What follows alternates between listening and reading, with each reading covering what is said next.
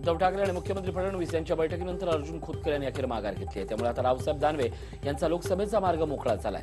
गेल्या 2 महिन्यापासून खोतकरांनी बंडाचं हत्यार उपसलं होतं. दगाफटका स्वभावात नसून उद्धव ठाकरे यांचा आदेश माझ्यासाठी अंतिम निर्णय असल्याचं अर्जुन खोतकर म्हणाले. आजपासून युतीच्या कामाला ताकदीनिशी लागणार असल्याचंही खोतकर म्हणाले. मुख्यमंत्री फडणवीस यांच्या उपस्थितीत अर्जुन खोतकर आणि दानवेंमध्ये दिलजमाई झाली. अर्जुन खोतकर आणि रावसाहेब दानवे फेविकॉलचा जोड असल्याचंही यावेळी मुख्यमंत्री म्हणाले. तर रावसाहेब दानवेंना वाढदिवसाच्या आधीच शुभेच्छा दिल्या आहेत असंही ते म्हणाले.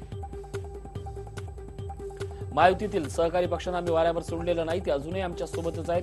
येत्या 24 तारखेला कोल्हापुरात महायुतीची सभा होणार आहे, अशी घोषणा मुख्यमंत्री देवेंद्र फडणवीस यांनी औरंगाबादमधील मेळाव्यात केली. 2021 पर्यंत एकही गरीब बेघर राहणार नसल्याचं मुख्यमंत्र्यांनी सांगितलंय. तसंच युतीचं सरकार घर दिल्याशिवाय राहणार नसल्याचा निर्धार मुख्यमंत्र्यांनी केला आहे. शिवसेना भाजप वेगळे लढलो असलो तर कुणाचं फावेल असा प्रश्न विचारत उद्धव ठाकरेंनी आपल्या भाषणादरम्यान विरोधकांना टोला लगावला आहे. तर युती ही फुलासारखी टवटवीत ठेवायची असल्याचंही उद्धव ठाकरे म्हणाले. आम्ही नाणारचा प्रकल्पही रद्द केला असून सत्ता हवी आहे ती गोरगरिबांसाठी हवी असल्याचं मत उद्धव ठाकरे म्हणाले. यावेळी 48 जागांवर युतीचा भगवा पडकेल असा विश्वासही उद्धव ठाकरे यांनी व्यक्त केला. सत्तेचा गैरवापर करण्याचं सत्र या सरकारनं अवलंबलं असून 2 वेळच्या अन्नाचा प्रश्न हे सरकार सोडवू शकलं नसल्याची टीका शरद पवार यांनी आपल्या भाषणातून केली. कर्जमाफीची रक्कम अजून शेतकऱ्यापर्यंत पोहोचली नसल्याचंही ते म्हणाले. डॉक्टर अमोल कोल्हेंची सभा विजयी सभा असल्याचं शरद पवार म्हणाले. शिरूरमधल्या सभेत ते बोलत होते. यावेळी शरद पवारांनी सरकारवर जोरदार हल्ला केला आहे. अमोल कोल्हे फक्त अभिनेते नसून उच्च शिक्षित डॉक्टरही आहेत. ते तुमच्या सर्वांचे प्रश्न सोडवण्यासाठी प्रयत्नांची पराकाष्ठा करतील असं जयंत पाटील म्हणाले. तसंच समोरच्या बाजून अतिशय विखारी प्रचार सुरू असून गाफील राहून चालणार नसल्याचंही जयंत पाटील म्हणाले. समोरून कोणी वैयक्तिक टीका करा पण मी माझी संस्कृती सोडणार नाही असं म्हणत डॉक्टर अमोल कोल्हे यांनी खासदार आढळरावांवर टीका केली आहे. तसंच उमेदवारी दिल्याबद्दल अमोल कोल्हेंनी शरद पवारांचे आभार मानले आहेत. शिरूरमध्ये राष्ट्रवादीची पहिली सभा सुरू झाली आहे. या सभेला अजित पवार, जयंत पाटील, अमोल कोल्हे आणि विलास लांडे उपस्थित आहेत. अमोल कोल्हे यांना निवडून आणायचं आहे, कोणते हेवेदाबे ठेवायचे नाही असं विलास लांडे यांनी आपल्या भाषणात म्हटलंय. राष्ट्रवादी काँग्रेसच्या बालेकिल्ल्यात घराणेशाहीमुळे उस्मानाबाद लोकसभेचा उमेदवार जाहीर करण्याबाबत शरद पवार संभ्रमावस्थेत आहेत. उस्मानाबाद जिल्ह्यातील डॉक्टर पद्मसिंह पाटील लोकसभा लढवणार नसल्यानं त्यांची सून किंवा मुलगा यांना उमेदवारी देण्याचा आग्रह पाटलांनी केला आहे. इंदापूरमध्ये राष्ट्रवादी काँग्रेसच्या कार्यकर्ता मेळाव्याचं आयोजन करण्यात आलं होतं. यावेळी अजितदादांनी राष्ट्रवादीचे जिल्हाध्यक्ष प्रदीप गारटकर यांना खास शैलीत गमतीदार चिमटा काढला.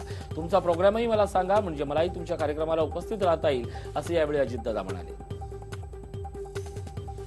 सामाजिक न्याय राज्यमंत्री आणि पुणे कॅन्टोन्मेंट विधानसभा मतदारसंघाचे आमदार दिलीप कांबळे यांना भाजपनं सोलापूरमधून लोकसभा लढवण्यासाठी गळ घातली आहे. भाजपकडून त्यांना थेट विचारणा करण्यात आली असली तरी त्यांनी अद्याप याबाबत काहीच निर्णय दिलेला नसल्याचं स्पष्ट झालंय.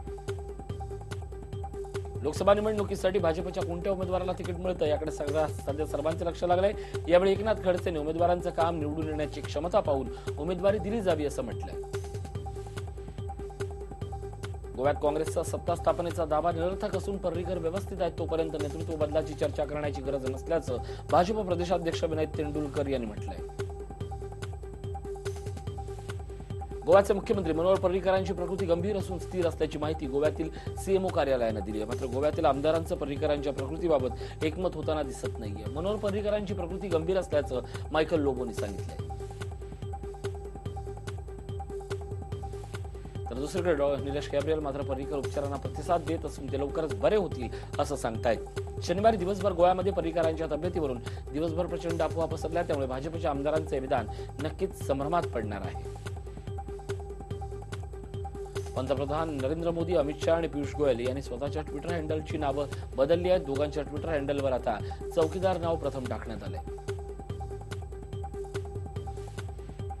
नवी दिल्लीत भाजपची सीईसीची बैठक तब्बल 7 तास झडली. या बैठकीत लोकसभेच्या उमेदवारीवर शिक्कामोर्तब होणार होता. बैठकीत 100 पेक्षा जास्त उमेदवारांच्या नावावर चर्चा झाल्याची शक्यता. या बैठकीला भाजपचे प्रमुख नेते उपस्थित होते.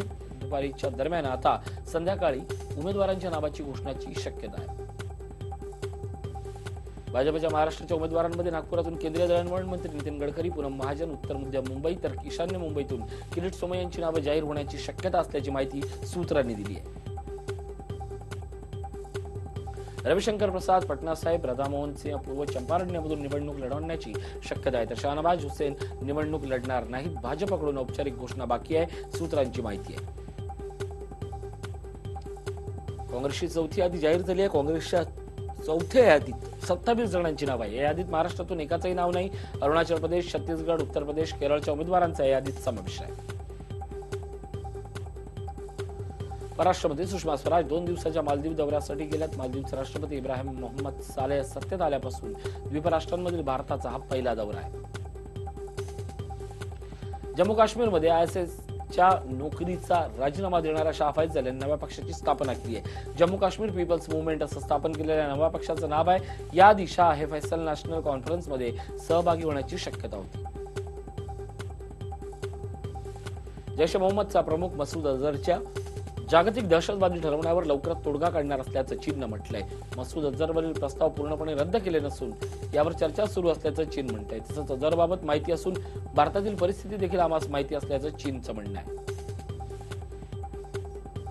पाकिस्तान दहशतवादाचा मुकाबला करण्याबाबत खरंच गंभीर असेल तर त्याने भारतात दहशतवाद्यांची बीजं पुरवणाऱ्या दाऊद इब्राहिम आणि सलाहुद्दीनसह इतर अनेक कुख्यात गुन्हेगारांना भारतात सोपवावं अशी मागणी भारताकडून करण्यात आली. हिमाचल प्रदेशमधील बद्रीनाथ धाममध्ये मोठ्या प्रमाणात बर्फवृष्टी झाली आहे. यामुळे मंदिर परिसरात बर्फ जमा झालाय. मंदिर परिसरात 10 फुटाहून अधिक बर्फ जमा झाला. या व्यतिरिक्त हिमाचलमधील अनेक भागांमध्ये रस्त्यावरती बर्फाचे थर जमा झाले. बिहारच्या वैशालीमधील बहलोलपुरात पोलीस आणि काही गँगस्टरमध्ये चकमक झाली. या चकमकीत 3 जणांचा मृत्यू झालाय तर 3 जण जखमी झालेत. पोलिसांनी या कारवाईत 3 AK-47 जप्त केल्यात. माहिती मिळाल्यानंतर ही कारवाई केल्याचं पोलिसांनी सांगितलंय. राजस्थानच्या सिकर भागात भूकंपाचे धक्के बसले. 4 रिश्टर स्केल एवढी या भूकंपाच्या धक्क्याची तीव्रता होती. पहाटे 5च्या सुमारास भूकंपाचे धक्के जाणवल्याची माहिती मिळते. वॉल रिपेअरिंगसाठी चेंबरमध्ये उतरलेल्या 5 कर्मचाऱ्यांपैकी एकाचा दुर्दैवी मृत्यू झाला. या नाना चौकातील एका चेंबरमध्ये 4ही कर्मचारी काम करण्यासाठी उतरले होते. त्यानंतर 4ही कर्मचारी गुदमरले. त्यापैकी एकाचा गुदमरून मृत्यू झाला. 4 पैकी 5 कर्मचाऱ्यांना सध्या नायर रुग्णालयात दाखल करण्यात आलं. या घटनेची माहिती मिळताच मुंबईचे आयुक्त अजय मेहता यांनी घटनास्थळाची पाहणी केली. रात्री 12च्या सुमारास हे 4ही कर्मचारी खाली उतरले होते.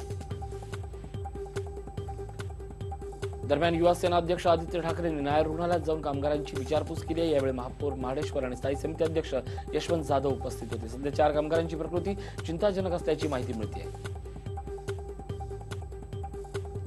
पालिका विरोधी पक्षनेते रवी राजा यांनी हिमालय पूल दुर्घटनेबाबत मुख्यमंत्री फडणवीस यांना पत्र लिहिले आहे. सर्व प्रकरणाची निवृत्त न्यायाधीशांमार्फत चौकशी करण्यात यावी तसंच संबंधितांवर कडक कारवाई करण्यात यावी अशी मागणी रवी राजा यांनी केली आहे.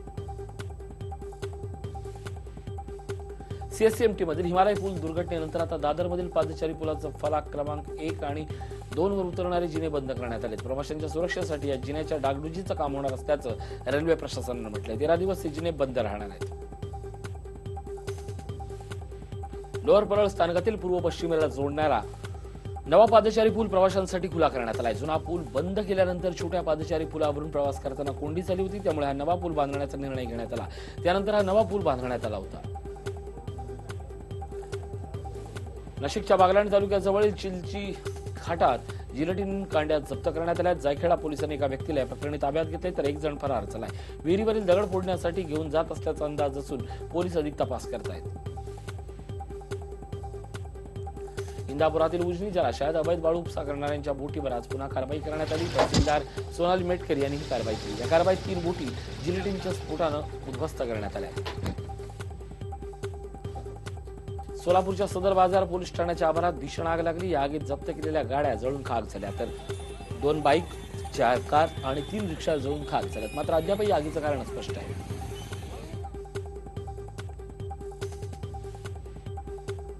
अहमदनगरमधील जामखेड रोडवर पोखरी फाट्याजवळ ट्रक आणि कारचा भीषण अपघात झाला. या अपघातात 4 जणांचा मृत्यू तर 4 जण जखमी झाले. जखमींवर रुग्णालयात उपचार सुरू आहेत.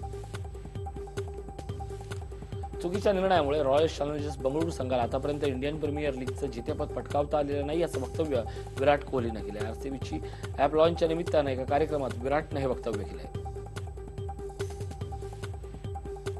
अंधेरीतील मुंबई फुटबॉल अरिनामध्ये उद्या फुटबॉलचा थरार. तमाम क्रिकेट क्रीडाप्रेमींना अनुभवायला मिळणार आहे। बंगळुरू एफसी आणि गोवा एफसी या दोन संघांमध्ये उद्या इंडियन सुपर लीग फुटबॉल स्पर्धेचे अंतिम सामना रंगणार आहे। बाकू येथील कलात्मक विश्वचषक जिम्नॅस्टिक स्पर्धेच्या शनिवारी झालेल्या वर्ल्ड पकडाच्या अंतिम फेरीत भारताची अव्वल जिम्नॅस्टिकपटू दीपा कर्माकरच्या गुडघ्याला पुन्हा दुखापत झाली, त्यामुळे पुढील आठवड्यात दोहा येथे होणाऱ्या विश्वचषकाला देखील दीपा मुकण्याची शक्यता आहे। विश्वचषक स्पर्धा अवघ्या 2 महिन्यांवर आली आहे। मी जर आगामी IPL मध्ये चांगली कामगिरी केली तर मला स्वतःहूनच विश्वचषकात संघात स्थान मिळेल। IPL असो किंवा इतर कोणतीही स्पर्धा असो, संघासाठी धावा काढणं आणि चांगली कामगिरी करणं आणि ते करून संघाला विजय मिळवून देणं हे महत्त्वाचं असतं, असंही अजिंक्य रहाणे म्हणाला आहे। पोलार्डनं PSL मध्ये खेळताना शनिवारी 21 चेंडूमध्ये 37 धावांची खेळी केली। या खेळीत त्याने एक चौकार आणि तब्बल 4 षटकार खेचत 9000 धावांचा टप्पा पार केला। त्याच्या या खेळीच्या जोरावर पेशावर संघानं 20 षटकात 214 धावांचा पल्ला गाठला आहे।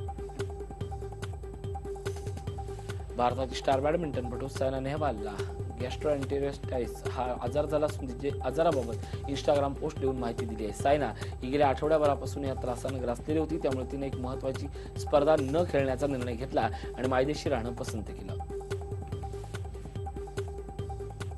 अभिनेता सलमान खान लवकरात एक चॅनल लॉन्च करणार असल्याची चर्चा सर्वत्र होत आहे। तसंच सलमान खानचं प्रोडक्शन हाऊसमध्ये द कपिल शर्मा शो करण्यात येणार आहे। हा व्हिडिओ तुम्हाला आवडला असेल तर असे आणखी व्हिडिओ पाहण्यासाठी TV9चं YouTube चॅनल सबस्क्राइब करा, बेल बटन दाबा। ताज्या घडामोडींसाठी लॉग ऑन करा tv9marathi.com।